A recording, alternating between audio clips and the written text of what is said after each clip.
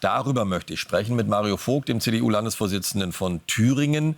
Aber erstmal, und damit willkommen bei Welt, Herr Vogt, müssen wir reden über diese Europawahl.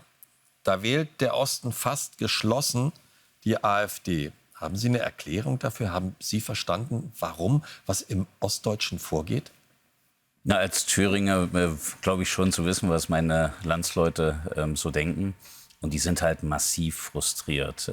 Die Politik der Ampel, aber eben auch die Bürokratie aus Brüssel, das nervt die, das wollen die verändert wissen.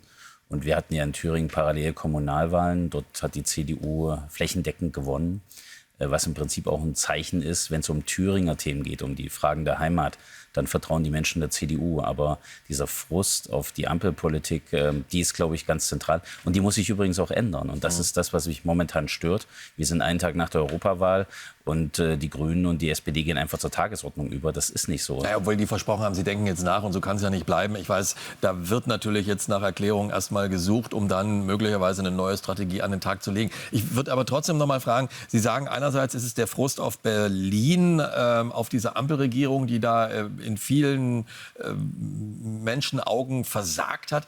Aber dann muss ich doch nicht AfD wählen. Dann hätte ich doch europaweit auch die CDU nach vorne bringen können. Das deckt sich nicht.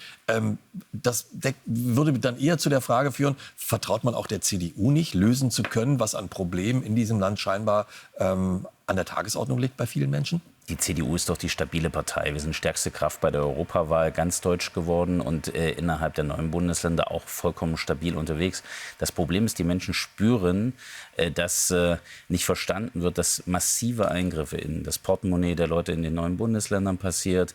Heizungsgesetz, die Frage Staatsbürgerschaftsrecht, die Frage von Geschlechterneutralität, das sind alles Debatten, die so an den Lebenswirklichkeiten der Menschen vorbeizielen, wo die Leute gerade spüren Reallohnverluste, wo sie spüren, dass die Inflation ihnen tatsächlich Geld nimmt. Und das ist im Osten halt viel sensibler. Der Osten versteht die wirtschaftliche Lage viel, viel schneller und klarer, weil dort die Leute weniger auf der hohen Kante haben. Ja, aber das ist ja quasi mit Blick auf Europa Regionalpolitik.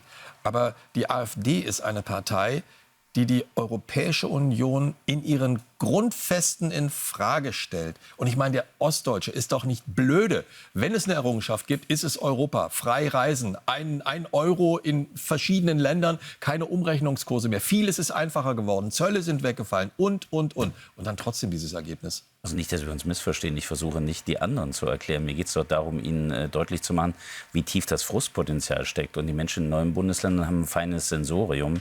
Die Union ist stabil und es gibt eine große proeuropäische Stimmung auch im Osten. Aber gleichzeitig wollen die, dass sich in ihrem konkreten Leben was ändert. Und das spüren sie momentan nicht. Und die Ampel macht fröhlich weiter. Die führt zur Unregierbarkeit des Ostens.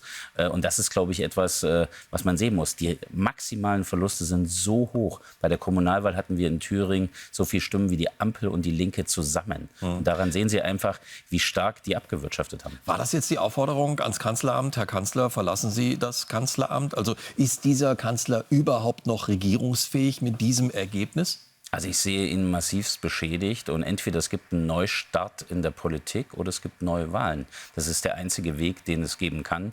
Es wird jetzt gerade darüber gesprochen, wir müssen besser kommunizieren. Die Leute sind nicht dumm, im Gegenteil. Die verstehen schon ganz genau, was die Politik bedeutet. Aber die spüren, dass die Substanz der Politik falsch ist und die greifen sie an.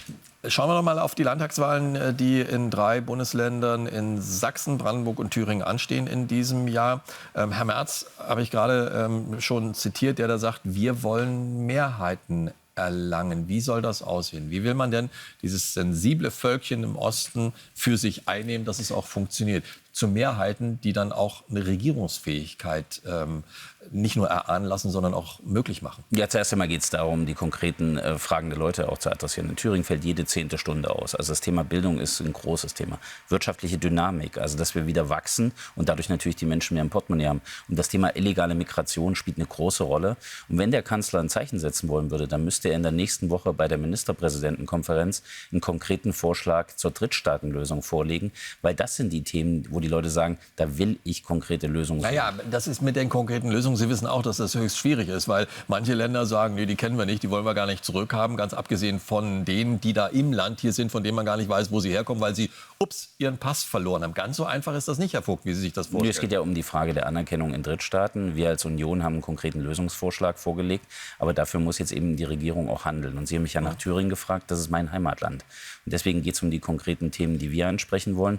Wir wollen stärkste Kraft werden. Wir konkurrieren mit der AfD darum, wer da gerade vorne ist. Und das zusammen ist, glaube ich, der Kampf, den wir zu fechten haben. Mir geht es nicht um die Berliner Thematiken. Da sehe ich nur, wie das reinspielt. Aber für mich geht es um die Frage, wie meine Bürger tatsächlich auch stärker werden können. Herr Vogt, aber Mehrheiten erlangen, saubere Mehrheiten erlangen, heißt noch nicht regierungsfähig sein. Und wenn wir Herrn Merz hören, mit wem er jetzt Zusammenarbeiten ausschließt, wen er nicht leiden kann und mit wem er nicht zusammenarbeiten kann, aus welchen Gründen auch immer, dann stellt sich die Frage, selbst wenn die CDU eine Mehrheit hat, aber eine Koalition braucht und da ist nur die BSW und möglicherweise die AfD, was machen wir denn dann? Ja, zuerst einmal gilt, dass Herr Merz für die Bundesebene gesprochen hat. Ich verstehe, dass er da für sich klare Rahmen setzt. Wir führen als Union aber keine Koalitionsdebatten, sondern wir führen als Union natürlich auch die Möglichkeit, was wir an konkreten Themen in Thüringen lösen können. Und da sage ich Ihnen, wir wollen stärkste Kraft werden. Und wenn wir stärkste Kraft werden, schauen wir, mit wem wir die Probleme des Landes lösen können. Und da machen wir was Richtiges fürs Land und schließen vorher nichts aus. Alles Gute, Herr Vogt. Das war der CDU-Landesvorsitzende von Thüringen, Mario Vogt. Dankeschön für das Gespräch. Herzlichen Dank. Ihnen alles Gute.